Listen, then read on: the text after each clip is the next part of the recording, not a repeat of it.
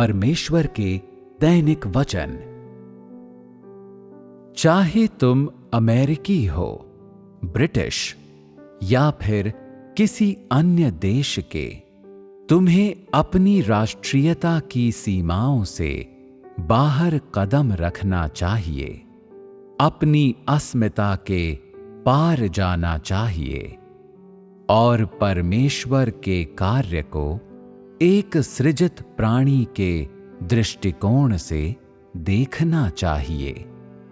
इस तरह तुम परमेश्वर के पदचिह्नों को सीमाओं में नहीं बांधोगे। ऐसा इसलिए है क्योंकि आजकल बहुत से लोग इसे असंभव समझते हैं कि परमेश्वर किसी विशेष राष्ट्र में या कुछ निश्चित लोगों के बीच प्रकट होगा। परमेश्वर के कार्य का कितना गहन अर्थ है और परमेश्वर का प्रकटन कितना महत्वपूर्ण है। मनुष्य की धारणाएं और सोच भला उन्हें कैसे माप सकती हैं? और इसलिए मैं कहता हूं कि तुम्हें परमेश्वर के प्रकटन की तलाश करने के लिए अपनी राष्ट्रीयता और जातीयता की धारणाओं को तोड़ देना चाहिए। केवल इसी प्रकार से तुम अपनी धारणाओं से बाध्य नहीं होगे। केवल इसी प्रकार से तुम परमेश्वर के प्रकटन का स्वागत करने के योग्य होगे, अन्यथा तुम शाश्वत अंधकार में रहोगे और कभी भी परमेश्वर का अनुमोदन प्राप्त नहीं करोगे। परमेश्वर संपूर्ण मानव जाति का परमेश्वर है। वो स्वयं को किसी भी राष्ट्र या लोगों की निजी संपत्ति नहीं मानता, बल्कि अपना कार्य अपनी बनाई योजना के अनुसार किसी भी रूप, राष्ट्र या लोगों द्वारा बाधित हुए बिना करता जाता है।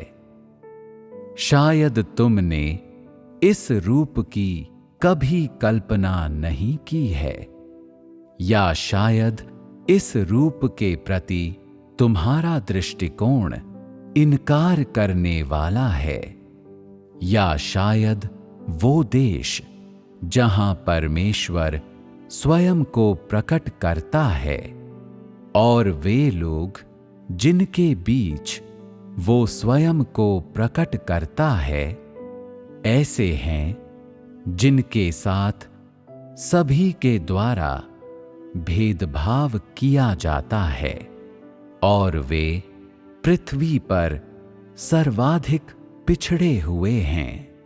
लेकिन परमेश्वर के पास अपनी बुद्धि है।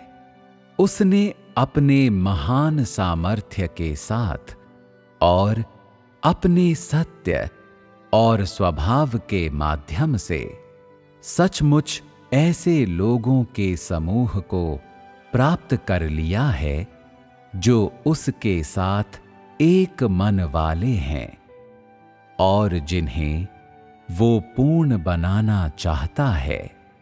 उसके द्वारा विजित समूह जो सभी प्रकार के परीक्षणों, क्लेशों और उत्पीड़न को सहन करके अंत तक उसका अनुसरण कर सकता है, किसी भी रूप या राष्ट्र की बाध्यताओं से मुक्त।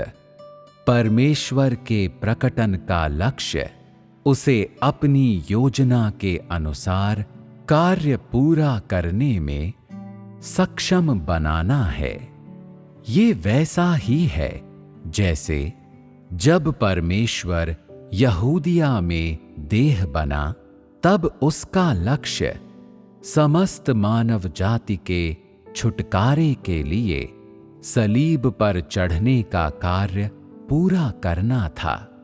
फिर भी यहूदियों का मानना था कि परमेश्वर के लिए ऐसा करना असंभव है, और उन्हें ये असंभव लगता था कि परमेश्वर देह बन सकता है और प्रभु यीशु का रूप ग्रहण कर सकता है। उनका असंभव वो आधार बन गया जिस पर उन्होंने परमेश्वर की निंदा और उसका विरोध किया, और जो अंततः इज़राइल को विनाश की ओर ले गया। आज कई लोगों ने उसी तरह की गलती की है। वे अपनी समस्त शक्ति के साथ परमेश्वर के आसन्न प्रकटन की घोषणा करते हैं, मगर साथ ही उसके प्रकटन की निंदा भी करते हैं। उनका असंभव परमेश्वर के प्रकटन को एक बार फिर उनकी कल्पना की सीमाओं के भीतर कैद कर देता है, और इसलिए मैंने कई लोगों को परमेश्वर के वचनों के आने के बाद जंगली और कर्कश हंसी का ठहाका लगाते देखा है। लेकिन क्या ये हंसी यहूदियों के तिरस्कार और ईश निंदा से किसी भी तरह से भिन्न है? तुम लोग सत्य की उपस्थिति में श्रद्धावान नहीं हो, और सत्य के लिए तरसने की प्रवृत्ति तो तुम लोगों में बिल्कुल भी नहीं है। तुम बस इतना ही करते हो कि अंधाधुंध अध्ययन करते हो और पुलक भरी उदासीनता के साथ प्रतीक्षा करते हो। इस तरह के अध्ययन और प्रतीक्षा करने से तुम क्या हासिल कर सकते हो? क्या तुम्हें लगता है कि तुम्हें परमेश्वर से व्यक्तिगत मार्गदर्शन मिलेगा? यदि तुम परमेश्वर के कथनों को नहीं समझ सकते, तो तुम किस तरह से परमेश्वर के प्रकटन को देखने के योग्य हो? जहां कहीं भी परमेश्वर प्रकट होता है, वहां सत्य व्यक्त होता है, और वहां परमेश्वर की वाणी होगी। केवल वे लोग ही परमेश्वर की वाणी सुन पाएंगे जो सत्य को स्वीकार कर सकते हैं, और केवल इस तरह के लोग ही परमेश्वर के प्रकटन को देखने के योग्य हैं। अपनी धारणाओं को जाने दो, स्वयं को शांत करो और इन वचनों को ध्यानपूर्वक पढ़ो। यदि तुम सत्य के लिए तरसते हो, तो परमेश्वर तुम्हें प्रबुद्ध करेगा और तुम उसकी इच्छा और उसके वचनों को समझोगे। असंभव के बारे में अपनी राय जाने दो। लोग किसी चीज को जितना अधिक असंभव मानते हैं, उसके घटित होने की उतनी ही अधिक संभावना होती है, क्योंकि परमेश्वर की बुद्धि स्वर्ग से ऊंची उड़ान भरती है। परमेश्वर के विचार मनुष्य के विचारों से ऊंचे हैं, और परमेश्वर का कार्य मनुष्य की सोच और धारणा की सीमाओं के पार जाता है। जितना अधिक कुछ असंभव होता है, उतना ही अधिक उसमें सत्य होता है जिसे खोजा जा सकता है। कोई चीज मनुष्य की धारणा और कल्पना से जितनी अधिक परे होती है, उसमें परमेश्वर की इच्छा उतनी ही अधिक होती है।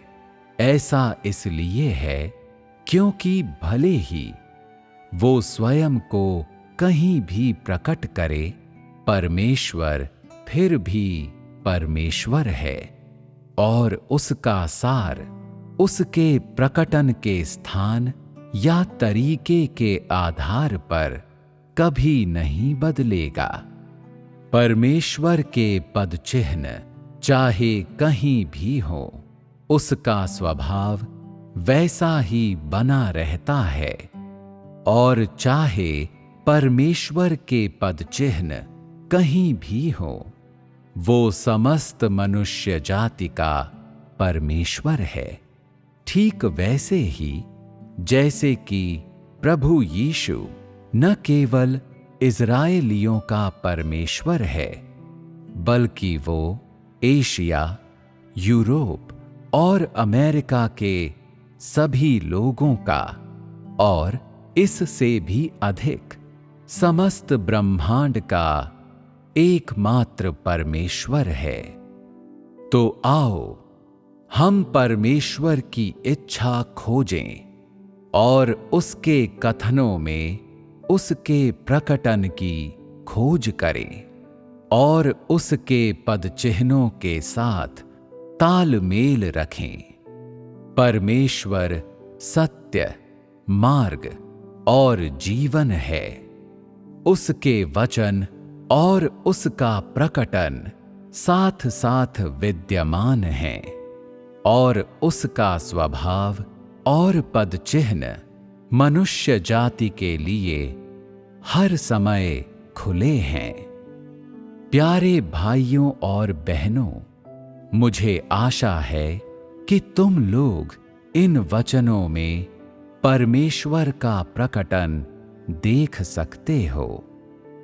एक नए युग में आगे बढ़ते हुए तुम उसके पद चिन्हों का अनुसरण करना शुरू कर सकते हो और उस सुंदर नए स्वर्ग और पृथ्वी में प्रवेश कर सकते हो जिसे परमेश्वर ने उन लोगों के लिए तैयार किया है जो उसके प्रकटन का इंतजार करते हैं।